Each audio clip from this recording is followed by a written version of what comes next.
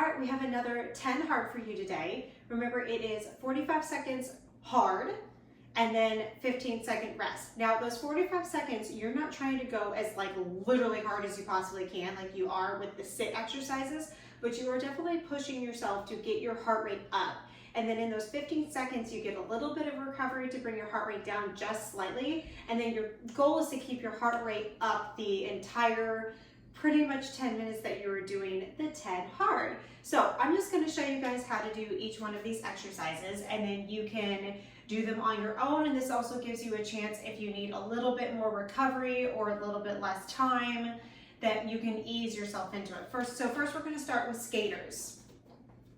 So come to the edge of your mat. You're going to jump across to the other side of your mat and then jump across to the other side of your mat. So you're jumping and jumping. You do have a little bit of balance here because you want to try to land with one foot and not touch the other foot down.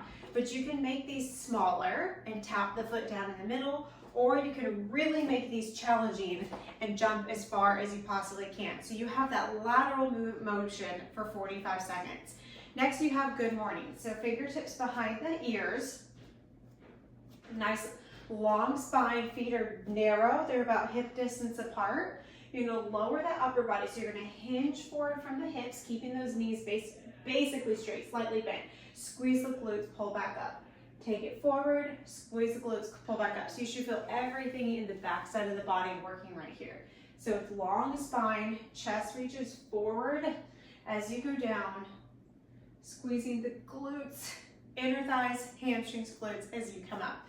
So those are the good mornings. Next, you have a push-up, just classic push-up. You can do them from here.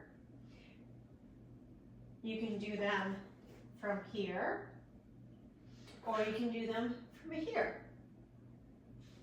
You have 45 seconds. Your goal is to just not stop. So if you need to start on your knees and then work up to your feet, or start on your feet and then come back to your knees, that is totally fine. Next, you have side planks, and you're just holding it for 45 seconds. So put that elbow right underneath your rib cage, stack those feet. So you can go beginning version on the knees, advanced version, stacking the feet, lifting up and holding it. Notice where my elbow is underneath my shoulder and my rib cage. The mistake that people make is they go up and they do a side plank like that. See how it's angled out to the side? It's not good for your shoulder, and it also makes it really hard on your shoulder, so that's where you start to feel it instead of the obliques and the side down here like you should feel it. So right there like that. And then you've got the other side. You're just gonna flip over, line yourself up, and you've got the side plank for 45 seconds on that side. Next, we have hip bridge. So lower yourself down. Arms on down by your sides. Bring your heels to your fingertips. Press the hips up to the ceiling, lower back down, up, down, up, down. You want to scoop the belly in, keep the ribs hugging in and pressing down as you press the hips up and down. If you want to make this more challenging, do single leg, like that. So you do about, 25 seconds, 20 to 25 seconds on one leg, and then 20 to 25 seconds on the other leg to get the 45 seconds. All right, next we have high plank with shoulder taps. So find that high plank position again. Remember, you can always do this from your knees if you need to. Take those feet wide here in this plank and really reach the crown of the head forward. Draw that lower belly in and reach your heels back. Then you take your opposite hand to opposite shoulder, tapping your shoulder as quickly as you can for the 45 seconds. Low plank tap outs. You guys have seen these exercises before, just in a different variation and different workouts.